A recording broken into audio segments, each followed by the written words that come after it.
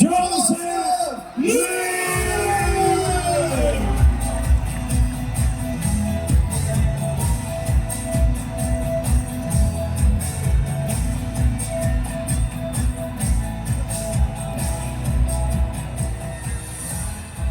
Yun, good evening po sa inyong lahat. Good evening. Masakit sa mata ng ilaw. Okay lang po ba kayo? Parang gutom na kayo. May nagugutom pa ba? Okay. Iti lang po ako, pero mas magiging maganda po ang talk ko kung sumasagot po kayo. Okay lang po ba yun? Yes! Kasi ang power daw po ng speaker nasa audience. Kaya sino po ang naniniwala na sila po ang mananalo ng parapoy ngayong gabi? Yun. Okay. Ngayon, sisimulan ko na po. Ayun. Ayan, right and click. Sa mga hindi po nakakilala sa akin, my name is Joseph Lin. I'm also from Bicol. And ako po yung tipong tao na gustong-gusto kong umasaya sa buhay. Sa mga hindi po nakakaalam ng story ko, may kaya naman po kami. Nagkataon naghiwalay parents ko dahil bumagsak po negosyo namin. Since na-experience ko yung both sides na may kaya at walang kaya, doon ako napag-decide na gustong-gusto kong yumaman. Nung nakita ko yung ganitong klaseng negosyo, honestly, hindi po ako magaling. Hindi po ako marunong mag-talk ng ganito. Wala po akong kaalam-alam sa negosyo. Pero doon ko na-realize na okay lang pala kung hindi ka magaling, basta ang importante, naniniwala ka at magaling ka. Kaya para sa akin, sino po dito ang naniniwala na magaling po sila? Sino po dito ang naniniwala na magbabago ang buhay nila ngayong taon na ito? Ganyan na ganyan din po kami dati. Kahit kumakalamang sikmura, nagugutom, hindi mo alam kung may kakainin ka pa bukas, but end of the day, as long as naniniwala ka sa sarili mo, importante yun. And ako, masasabi ko po sa akin, sa tagal ko sa mundong to, ang hindi ko nawala sa akin ang pagiging bata. Kaya pinili ko yung picture na bata po ako kasi yan po ang magre-remind sa atin kung gaano tayo kagaling. Yan po ang magre-remind sa atin kung gaano kalayo ang pwede natin marating sa mundong ito. Sabi nga ni Peter Pan, don't grow up, it's a trap. Di ba minsan habang nagkakaedad tayo, nahihirapan na tayong umiti, nahihirapan na tayo mag-try ng mga bagong bagay. And ako hindi po ako takot madapa, hindi ako takot magkamali.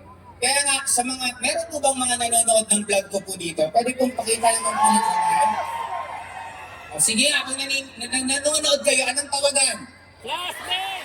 Okay, ngayon bakit po classmate? Kasi naniniwala po ako na nag-aaral po tayo sa school na tinatawag ng Earth. Magkakaklase ang bawat isa sa atin dito ng dami po natin mani-experience. Pwede kang matuto sa may mga edad sa'yo at pwede ka rin matuto sa mga bata sa'yo. And sa akin, nung ako po nagsisimula sa ganitong negosyo, isa lang po ang hindi ko po kinalimutan. Kung ano po ang sinasabi ng upline ko, ginagawa at sinusunod ko. Kaya pag sinabing magsalita, kahit hindi ko ako marunong, magsasalita ako. Pag sinabing mag-invite ng marami, kahit hindi ko po alam kung saan ko kukunin yung maraming yun, tinuloy-tuloy ko lang. And it started dito po. Sabi sa akin ni Sir FM, Joseph, maganda meron ka ng kotse. Nung time na yun, nag-oo ako sa kanya, pero hindi ko po alam kung saan ako kukuha yung pera. Sumunod si Apay Maylin. Siya din po ang isa pang nag-push sa akin. Kahit hindi ko po alam kung paano ako magkakakotse, ang sagot ko, yes po, upline. And ito, ipapastra ko po para mabilis. Nawawala yung ano. Yun. Because sa ganitong negosyo, sino ang gusto magkaroon ng kotse this year? Dito po sa company natin, hindi po kayo bibigyan ng coaching isa. Ang ibibigay sa inyo, maraming sasakyan. And ito po yung mga naging resulta ko pong sasakyan doing this business. Hindi lang po isa, hindi lang po dalawa, hindi lang po tatlo, sobra pong dami. Pero ang pinaka gusto ko po dito, maliban sa sasakyan, is travel. Sino po yung gusto mag-travel? Parang ako yung Hindi ko alam kung ako yung nagugutom o kayo yung nagugutom. Sino po yung gusto mag-travel? Yun! Ngayon, kami po, nakakapag-travel po kami halos every year. Sobrang dami, hindi ko na po alam kung ilang countries ang napupuntahan po namin. Ang pinaka hindi ko po makalimutan, nag-date po kami ng partner ko. nakapag-lead po kami ng 16 countries in a span of 1 year. Sino po yung gustong mag-date sa iba't ibang bansa? Okay, ngayon, maliban po, hindi ko na po ikukwento kasi ang dami na po nag-share about sa mga travel nila. More on ang ituturo ko na lang sa inyo, ano yung buhay na pinaka-nag-aantay sa inyo maliban sa travel. At the same time, gusto nyo po bang 100% makuha nyo pangarap nyo? Okay, ready na po kayo makinig? Sunod, ito naman po, nagkaroon din po ako ng mga properties. Yung bahay po namin, nakasangla po yun, matutubos na po ng bangko, makukuha na siya ng bangko, and good news, natubos ko po yun because of ganitong business. And hindi lang po natubos ko yung bahay namin. Meron po mga properties, may mga condo, may mga lote. Ito naman pong building na to, medyo patapos na po siya, baka by next month, tapos na siya. And malaki-laki po talaga ginastos ko dito kasi makakabili ka na ng halos 2 sports car, alaga pa lang pong building na to. Now, bakit ko ito kinakwento sa inyo? We started na ang pangarap lang po namin makabili ng sapatos. We started na ang pangarap lang po namin makabili ng mga damit. Minsan nga, ang pangarap dito ng mga distributor, makakain lang ng maayos. Pero ang kagandahan sa company natin, hindi lang po pangarap niyong ibibigay, pati hindi niyo pinapangarap sa buhay niyo, ibibigay po ng company natin. Kasi hindi na po namin ito nakita honestly. But because sa ganda po ng sistema, sa ganda po ng ginagawa ng company natin, lalong napupush kami mag-level up. And sunod, yun, na-interview din po ako sa Kada Umaga. Isa po itong sitcom sa TV, ano ba? Net 25, sorry, isa po ito sa Net 25 na natutuwa kaya itong feature kasi ang pangalan ng babae, Pia Guanyo, tapos yung isa pang girl, nakikita ko lang sila sa Itbulaga. Nung minessage nila ako, gusto kong pumunta sa studio nila para interviewin. Siyempre, sino ba naman ako para tumanggi? At hindi po ako na-invite nila ng 1 beses lang, kung hindi, 2 beses pa po. Okay? Sunod, ito naman po, Rated Corina.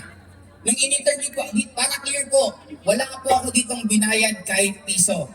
Nung in-interview po nila ako, sila po yung lumapit. Then after po lumapit nila, nag-oo ako dito. And ang ganda po dito, kasi ang daming na-inspire na mga OFW mismo dito sa historic to, sa Rated Corina.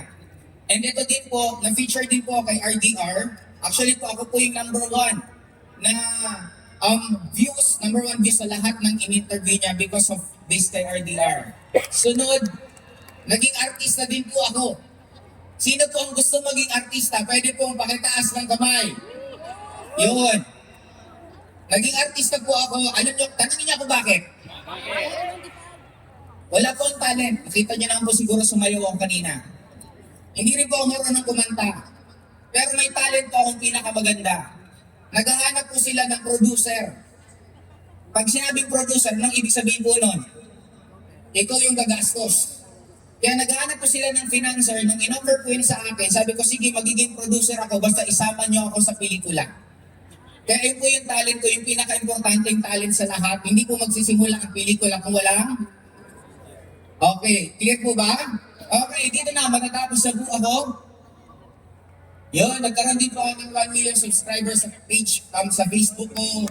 Sa TikTok ko, nagkaroon din po ako ng more than 1 million likes. And sa YouTube din, nagkaroon po ako ng silver button. Kaya ko lang po ito kinakwento sa inyo.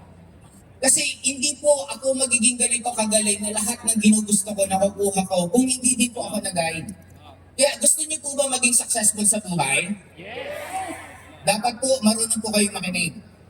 Dapat marunong din po kayo magtiwala. Kasi ang company po natin, ang dami pong magagaling na mga BODs, VPs, at syempre hindi ko rin po bago ko makalimutan kasi sinadya ko pong wala dito sa picture, pwedeng palakpakan natin si Sir June Espinosa.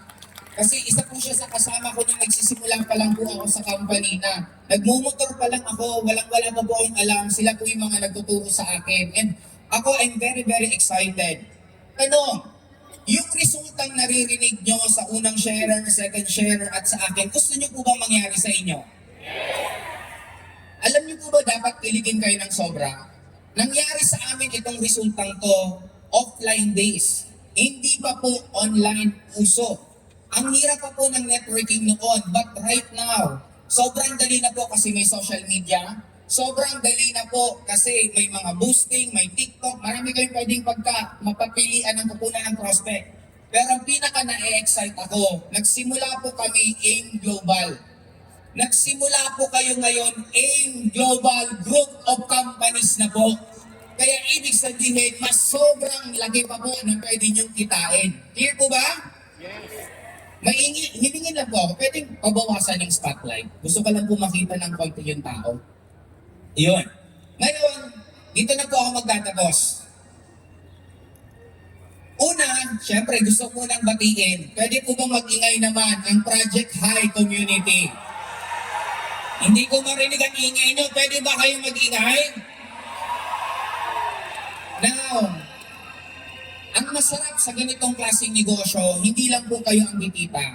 Sobra pong dami ang pwedeng kumita under sa inyo. Katulad po sa akin, may mga downlinks po ako na may mga sobrang gaganda ng bahay. Meron po dyan, pwedeng batiin ko si Kim Lagrosa, si Tanya Morales, si OJ Chua, si Jackie Concepcion, nakita ko rin siya dito kanina na.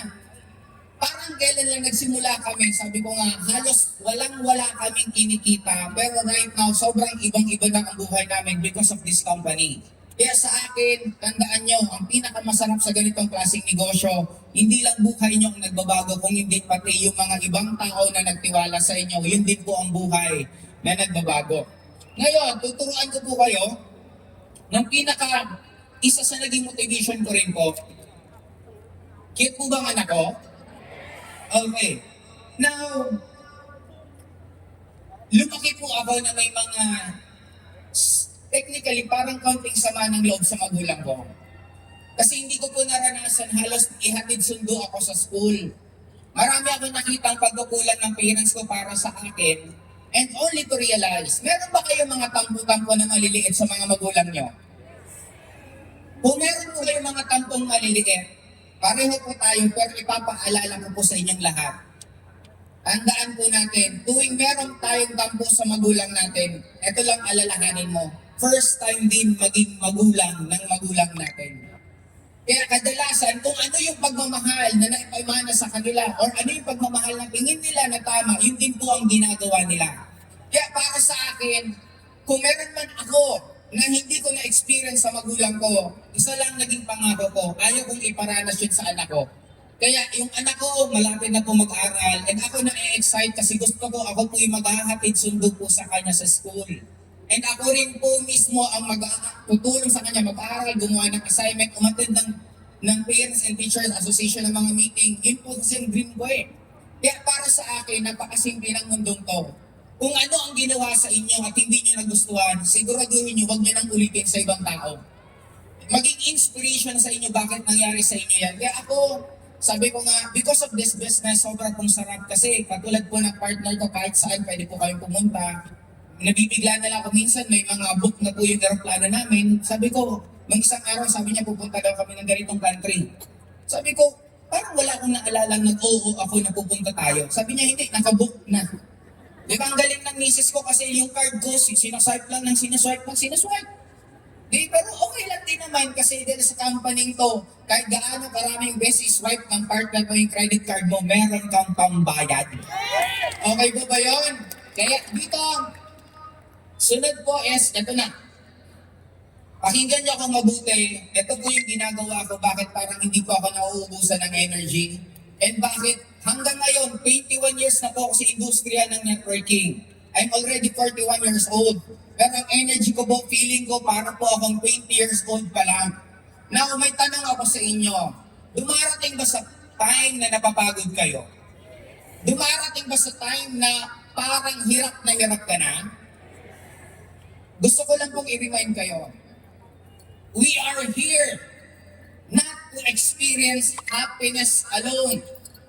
Nandito tayo sa mundong to is for us to experience life. Pag sinabing life, masasaktan ka, iiyak ka, madadapa ka, and it's normal. There's nothing wrong about it kasi tao lang tayo. And para po sa akin, okay lang na masaktan, okay lang madapa, basta ang importante matutong tumayo agad at matutong ngumiti pa rin at sasabihin mo sarili mo, laban pa. Now, para po sa akin, tip ko po sa inyo, gumawa na kayo ng charging place nyo. Ano ang charging place? Pumunta kayo sa future nyo. Mamili ka kung anong klaseng bahay gusto mo. Ilang kwarto yung bahay na gusto mo. Gaano karaming kotse ang gusto mo. Mag-visualize ka ng charging station mo na pag nasa present life ka, humahataw ka, kumakausap ka ng iba't ibang tao, naghaharap ka ng mga problema ng house mo, pag pagod ka na at down ka na, tumigil ka muna sa ginagawa mo. Stop, pumunta ka sa future mo, dalawin mo yung mansion mo, pumunta ka dun sa favorite na kainan mo, magpaluto ka ng pagkain, mag-relax ka. Habang nandun ka sa future na bahay mo, hanggang tumataas ang energy mo. Pag punong-puno ka na, balik ka ulit sa present life mo.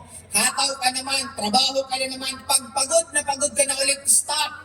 Punta ka na naman sa future mo, magcha-charge ka na naman. Pag naubos at punong-puno na yung charge mo, anong gagawin mo? Balik ka na naman sa present life mo. Pag naubos yung charge mo, balik ka na naman sa future life mo. Sisiguraduhin ko, gawin mo lang yan. Isang araw, yung present life mo, yun na yung nagiging future life mo. Guys, ang brain po natin, hindi na kaya mag-distinguish kung ano ang totoo sa physically at hindi.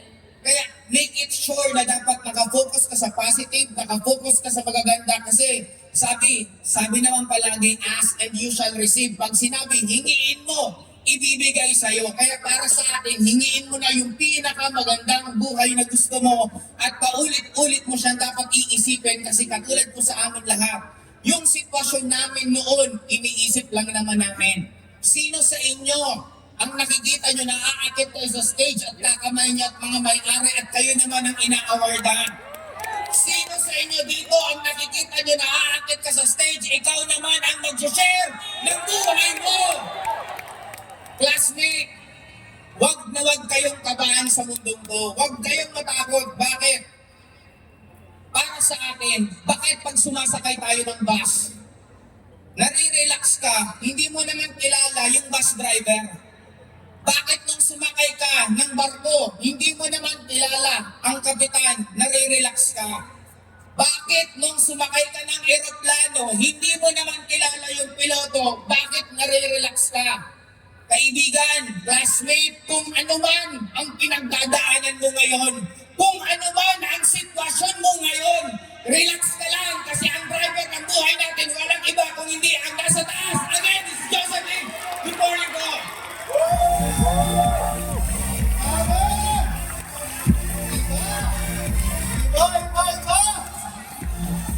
Nagising na ba kayo? Nagising na ba kayo sa mga tao? Grabe, ang lupit. Naiyak ako kay Sino Joseph. gusto mag-vlogan? Nasa kami! Woo! Grabe! Alam nyo ba Grabe, naman naniniwala ko lahat ng mga kapanood. Ikaw naman ang susunod dito, guys. Kung alam ninyo, Ikaw pa naman ang susunod. O bagay ba? Marami pang susunod na travel. Ayan, grabe, naiyak This ako. year, nagkaroon na tayo. O Spelly, ano, ikaw naman susunod. Kaya lahat ng gusto mag-travel. Yes, syempre. Ikaw naman ang susunod. Panoorin ito! Laban lang, guys. Laban! No sleep,